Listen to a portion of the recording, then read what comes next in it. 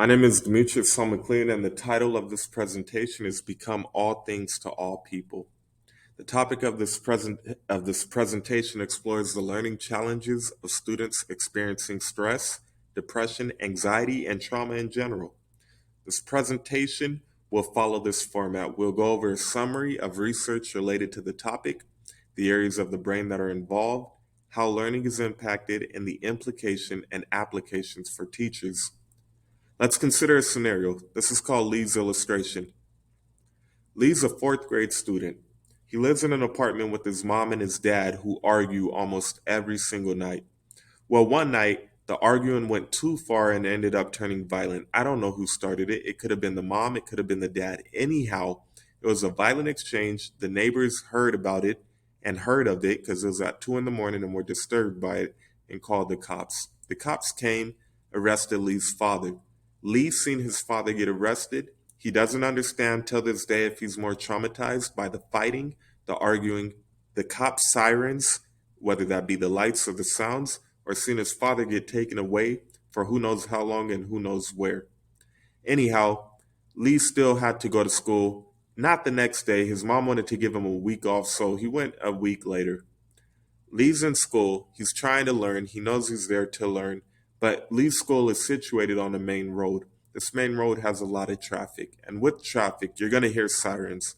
One day, Lee hears sirens. And he doesn't know if they're cop sirens, ambulance sirens. It doesn't matter to him. There's sirens, and it takes him back to that horrifying night when his father got taken away from him and his parents were fighting.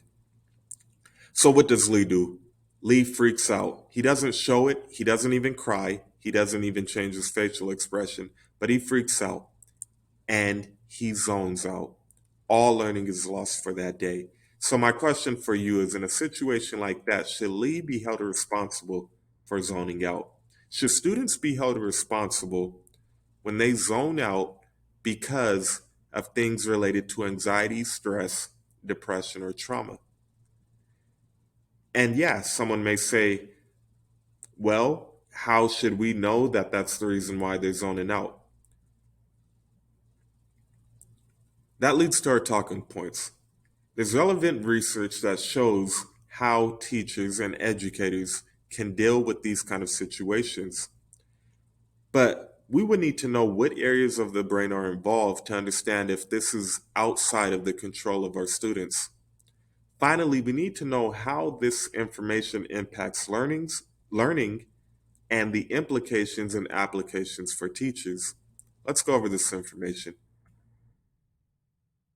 So, one source says that when students experience academic inferiority based microaggressions on campus, there are bad consequences. Not only are there consequences related to the classroom and learning, but there are mental health consequences and even physical health consequences for students such as Black students and Latinx students.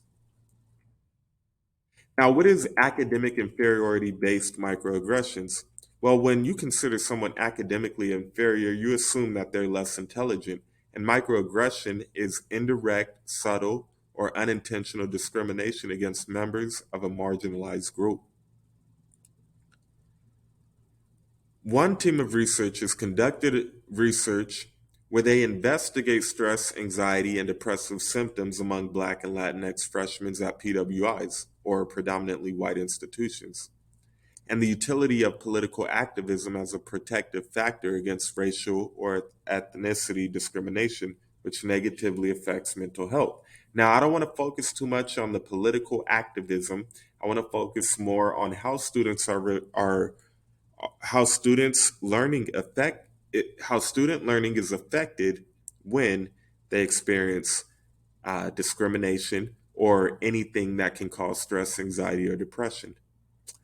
If you have a link to this presentation or access to this presentation, I invite you to click on this video for a deeper description on microaggression. Again, you could click right here, and there's a link to a video that describes microaggression more in depth. After you watch that video, or maybe if you already know what microaggression is, you can ask yourself, Have I had any experiences with microaggression? And if I have, which side were you on? Were you the aggressor or the victim? Or do you have experiences where you may have been on both sides? Another article shows that scholars assert that higher stress levels among minorities caused by exposure to prejudice and discrimination may contribute to health disparities. So we're not only talking about learning disparities, but now we're talking about health disparities. This is a worldwide issue. As a Bible reader and someone who tries to live their life by Bible principles, I implement, I tie these things all together. And it's interesting to note that over 2,000 years ago, a Bible writer said, "We know that all creation keeps groaning together and being in pain together until now."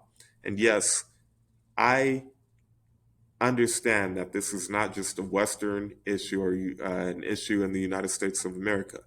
I understand that this is a worldwide issue. So, what areas of the brain are involved? So, let's go back to Lee. What was Lee thinking when those sirens went off during class? Well, one researcher states that threats and emotions affect memory processing. Why is that important? It's important because the brain has a duty, and that duty is to keep the owner alive. Okay? The duty of the brain is to keep its owner alive. So, what was the impact on learning? Lee checked out immediately. He checked out academically and cognitively because the brain has a hierarchy of response to sensory input, meaning there is a hierarchy of what the brain will choose to focus on. When a curriculum concept struggles with an emotion, the emotion will almost always win. So, what parts of Lee's brain were physically involved? It says when an individual responds emotionally to a situation, the outer limbic system takes a major role and the complex cerebral processes are suspended. The cerebral operations deal with the collecting, evaluating, storing, and retrieving of information. Now, all these cerebral processes or operations that we're talking about deal primarily with learning in the classroom. How can one learn in the classroom if they are overtaken by their emotional brain? The limbic system deals with the emotional memories and the generation of emotions. So the cerebral part of Lee's brain was not at work. As soon as those sirens took off or sounded off, the limbic system overpowered and overrode the cerebral part of his brain. To continue, strong emotions can shut down conscious processing during the event while enhancing our memory of it. Any input of higher importance diminishes the processing data of lower importance. That's to say, the input of higher importance would be the stress related issue, which was the sirens that went off that reminded Lee of his father getting arrested after fighting with his mother. The lower importance became the learning that was happening in class, and it is out of Lee's control. Any input, which was the police sirens, right? That input completely diminished the processing data of lower importance, which was learning in class that day. The reflexive response implies that all unnecessary activity is shut down. The learning became unnecessary activity. Attention is directed to the source of the stimulus, which is the police sirens. Implications and applications for teachers, probably one of the most important parts of this presentation. It is possible for the rational system or the frontal lobe to override the emotions. It is possible for the rational system to override the emotions, but that usually takes time and effort. Teachers can team up with school psychologists and teach students how to override their emotions. Yes, it will take time and effort, but that's our job. We're here to put in that time and effort. Teachers will need to be patient and understanding since students, especially lower grade students, will not change overnight. Teachers can look for the following signs of student shutdown and or withdrawal and thoroughly investigate why students are shutting down before hastily jumping to conclusions. So what are some of those signs teachers can look for? When students fold their arms, when students decide, okay, I don't want to do this work anymore, I'm going to do work for science class and they're in a language arts class, when students began to go on their phones or their video games, they start attending to digital devices in the middle of class. They may not be trying to be disruptive, but when they start causing distractions, maybe they're trying to get their focus on something else. They don't want to focus on what causes stress, anxiety, and depression. So we need to be enlightened as educators. We need to be enlightened about how emotions consistently affect attention and learning. Teachers would need to get to know their students and students' parents to gain greater understandings and get to know our students on a demographic uh, uh, basis.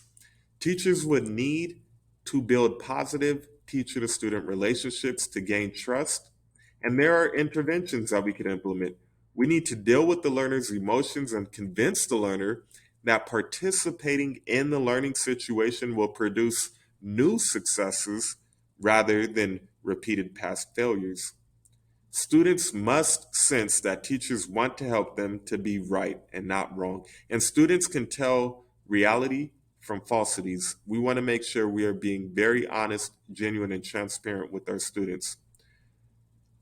Finally, there's a quote that goes, "Show me your leader and I'll show you your future." This starts with superintendents, managers of schools, board members. You set the climate, you set the example. If you are not doing what you need to do to be empathetic with our students, how can you expect your teachers to? Thank you.